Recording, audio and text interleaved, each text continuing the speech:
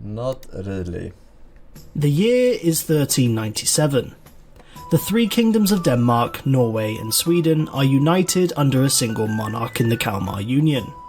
These Nordic countries made up the largest kingdom in Europe at the time, and was very powerful whenever things were agreed upon. However, this union would not last. During the 14th century, a Germanic confederation of merchant guilds and towns had sprung up along the Baltic coast. This was the Hanseatic League, and they came to dominate trade within the region. War soon erupted between the two rivals.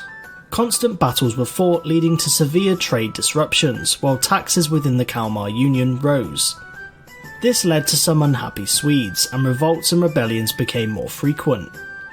To solve this problem, the Danish king Christian II invaded, and once successful invited many Swedish nobles to a banquet promising amnesty.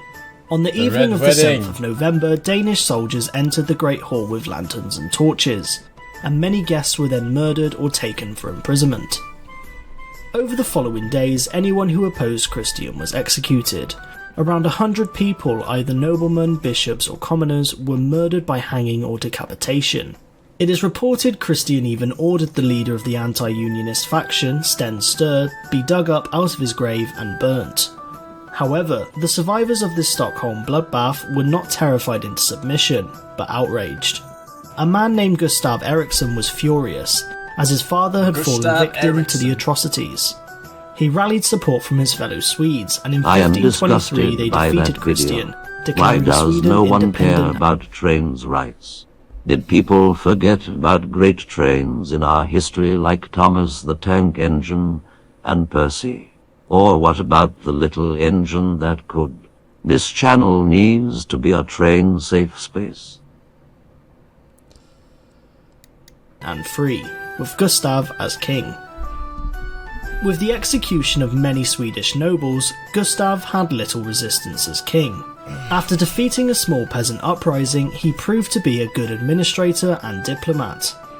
In becoming a Protestant nation, Gustav seized all church property, allowing him to pay his debts to the Hanseatic League, who had contributed to the liberation. Denmark was soon engaged in a civil war, known as the Count's Feud, and the Hanseatic League was falling into decline. All this allowed Gustav to build a centralized state, making numerous reforms and laying the foundations for modern Sweden.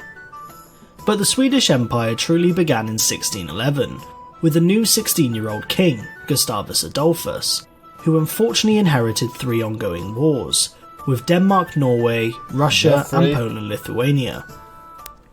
The Danish king Christian IV saw the opportunity to invade Stockholm at the death of the previous king. Gustavus, greatly outnumbered, knew the Danes were on their way, but with a stroke of genius, Gustavus ordered every civilian man to change into uniform to make it appear he had a much larger army. The Danes, compelled by what appeared to be a large army, never attacked, and many of the mercenaries in the Danish army deserted. The war with Denmark-Norway would end less than a year later. From here, Sweden went on to annex territory in the Baltic. Having already gained the Duchy of Estonia from a crumbling Livonian confederacy, Sweden marched into Russia, seizing key ports and rivers. Sweden was also still embroiled in the war with Poland-Lithuania, and Gustavus wanted to improve Sweden's navy situation.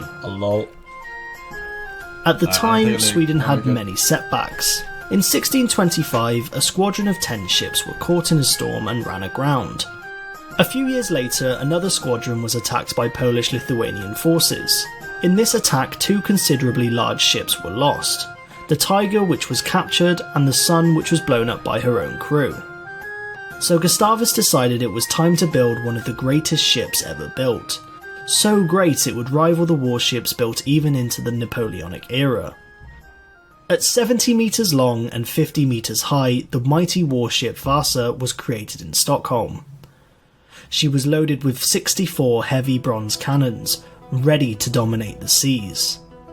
On the day of her maiden voyage, she left the port of Stockholm with thousands gazing at her glory. 1,400 yards later, she sank.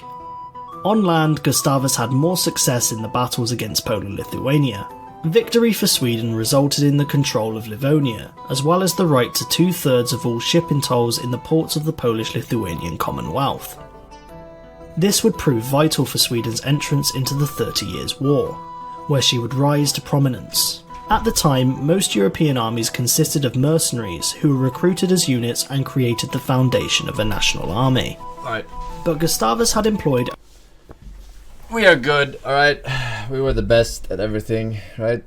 Clearly. Congello, thank you for the 1 year, dude. And I was with a gifted sub.